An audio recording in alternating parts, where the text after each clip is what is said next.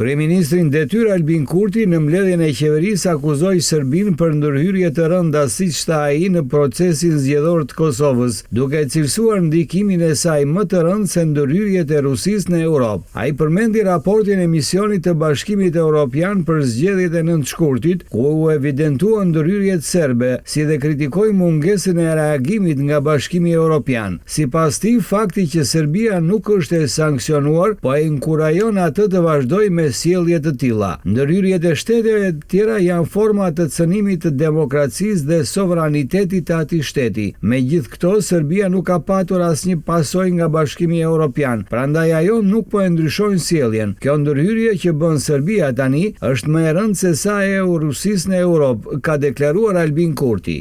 Mirë, kemi ndjekur insertin dhe sot për diskutuar mbi Kosovën dhe Serbinë, kemi të ftuar zotin Korab Blakaj. Korab, përshëndesim. Përshëndetje dhe përgjithësi. Korab, për ta nisur me insertin, pra, Kryeministri i Kosovës Albin Kurti jo vetëm ka akuzuar Serbinë, por edhe ka kritikuar nga ana tjetër Bashkimin Evropian për mungesë reagimi, duke thënë se heshtja e Bashkimit Evropian pra që po jep Serbisë imunitet politik, pra një mesazh që duket i drejtë për drejtë ndaj Brukselit. Pyetja është nëse apo tenton tashmë Kurti pra të vendosë një presion diplomatik mbi BE-n për të zgjeruar sigurisht pra një reagim politik, apo kjo është thjesht një strategji për opinionin e brendshëm kosovar? Unë mendoj që këto gjëra që i thot kryeministri janë të gjitha të vërteta. Ato që shihen në teren janë ndërhyrje të njepasnjeshme të Serbisë brenda Kosovës, sidomos me këtë organizatën politike Lista Serbe, e cila është institucion i drejt për drejt që merret nën kontroll dhe dirigjohet drejt për drejt nga presidenti i Serbisë. Unë mendoj që janë të vërteta edhe ato gjetje të raporteve, sepse ka lëvizje jashtëzakonisht interesante në komunat serbe, që nga ato ku shteti i Serbisë u jep ndihma sociale votuesve të listës serbe, edhe deri te përmendja e 400 vendeve të reja të punës, domethënë në sektorin e shëndetësisë dhe gjërat e tjera, të gjitha këto, plus kemi parë edhe disa videot që i kanë regjistruar si të themi njerëzit e listës serbe vetë me qytetarët serb në veri, duke u premtuar atyre ose duke tentuar të blejnë votat e tyre, qoftë me ndihma humanitare ose qoftë me ndonjë të mirë tjetër materiale. Të gjitha këto janë të ndaluara në sistemin e demokracisë, nuk lejohet të ndërhyhet në vullnetin e popullit me këto lloj ndërhyrjesh. Prandaj edhe Bashkimi Evropian që i zbaton të gjitha këto ndalesa brenda vetë BE-s, nuk ka pse ja kërkon Kosovës domethënë mos reagimin. Prandaj reagimi i kryeministit është i drejtë, sepse ne mund të vëmë në kujtesë edhe ngjarjet me AFD-n gjermane, ku përpaksa nuk u shpall parti jo kushtetuese për shkak të ndërhyrjeve apo ndikimit që pati Rusia në zgjedhjet e fundit në Gjermani. Pra, domethënë kërkesa e Kurtit ndaj BE-s është kërkesë korrekte dhe ata duhet të reagojnë me gjitha këto gjëra që po ndodhin. Është kërkesë korrekte, po a mundet që të përshkallëzoj, po them, tensionet me Bashkimin Evropian dhe sidomos me Shtetet e Bashkuara të Amerikës, kjo retorikë e kryeministrit? Unë mendoj që Kosova duhet të vazhdojë të jetë parimore, pavarësisht se çfarë vjen nga BE-ja.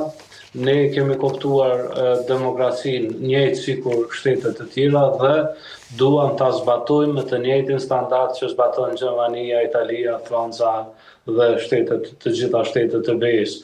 Prandaj, nëse ka një moral të dyfisht, le të ketë një moral të dyfisht nga ana e tyre, por kjo gjë duhet edhe të ekspozohet nëse ata vazhdojnë domethënë që t'i kërkojnë Kosovës ose t'i bëjnë Kosovës kërkesat që janë në kundërshtim qoftë edhe me demokracinë ose me vetë metodat që ata i zbatojnë për vendet e tyre. Korab, nga ana tjetër në arenë ndërkombëtare një deklaratë e tillë pra nga Kurti është edhe mesazh politik sigurisht edhe për Shtetet e Bashkuara të Amerikës dhe Bashkimin Evropian, pra ku thot ose na mbroni ose ndikimin serb do të thellohet. Apo përpiqet tashmë Kurti të rikthejë Kosovën në qendër të vëmendjes? Kur kemi kësi deklaratë që me këto fjali nuk është problematike Serbia, sepse Kosova përballë Serbisë edhe në ditët e saj më të vështira ka ditur dhe ka mundur të bëjë ballë dhe të gjindet. Problemi i Kosovës dhe i shqiptarëve në realitet nuk është Serbia e vetmuar, por është Serbia me Rusinë. Dhe kur kërkohet ndihma e Shtetit të Bashkuara të Amerikës dhe e Bashkimit Evropian, kërkohet ndihma e cila do të përballojë këtë luftën hibride që e bën Serbia me ndihmën e Rusisë. Prandaj kërkesa, edhe kjo kërkesë mendoj që është e drejtë. Kosova nuk mundet vetëm dhe nuk i ka kapacitetet e saj të mjaftueshme për të përballuar të gjitha sulmet hibride që i bëjnë këto shtete, sepse unë mendoj që edhe vetë Evropa, Bashkimi Evropian, të gjithë po reagojnë të bashkuar dhe kanë krijuar edhe mekanizma të përbashkët, qoftë brenda NATO-s, qoftë brenda BE-s, për të luftuar luftën hibride që e bën Rusia kashki perëndimit. Prandaj Kosova duhet të ndihmohet dhe ne kemi nevojë të ndihmohemi që të përballojmë sulmet e luftës hibride që i bën Serbia, por e ripotencoj edhe një herë, jo vetëm Serbia vetëm, por Serbia bashkë me Rusi. Për të kaluar në një tjetër çështje që sigurisht ka lidhje me Kosovën dhe me Serbinë, autoritetet më të larta të Serbisë kanë reaguar ashpër pasi Kosova bleu nga Turqia mijëra dron kamikaz lufte të tipit Skydagger. Pjesëtarët e Forcës së Sigurisë së Kosovës tashmë janë të trajnuar për t'i përdorur ato. Pas reagimeve të presidentit Aleksandar Vučić, zonja Osmani e quajti paturpsi sulmin e Serbisë ndaj Turqisë, një vend antar i NATO-s. Apo shndrohet Turqia një lojtar i drejt për drejt në ruajtjen e ekuilibrave të Ballkanit dhe a afron kjo gjë Kosovën me NATO-n më shumë? Shikuar nga aspekti i NATO-s, Turqia është vendi i dytë ose forca e dytë brenda NATO-s. Pozicioni i saj strategjik ja ka dhënë këtë komoditet Turqisë. Është shteti i parë i cili është pajtuar me politikat e 2% të bruto produktit për të investuar në ushtri, në mbrojtje në kohën kur i gjithë Bashkimi Evropian nuk donte që të investoheshin dhe nuk pranonte kërkesat amerikane dhe të NATO-s, domethënë që të investohej 2% e bruto produktit në ushtri. Prandaj çdo bashkim ose çdo bashkëpunim me Turqinë si aleat kryesor, si forcë ndërkryesore brenda NATO-s e afron Kosovën me NATO. Ato që deklaron presidenti Vučić që është një neo-otomanizëm që ne kemi marrë, domethënë mesazhin, janë, si themi, diskurse dhe logjikës, si themi, logjikës së ngushtë të Serbisë. Nuk është e vërtetë që Turqia ka një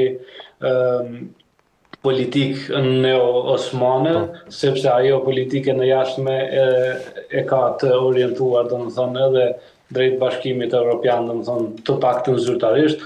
Prandaj ajo deklaratë e zonës Osmani, domethënë që e ekspozon edhe një herë narrativën serbe, është mirë së ardhur, ani pse duhet të shtohen këta zëra, do duhet të reagonte edhe shteti shqiptar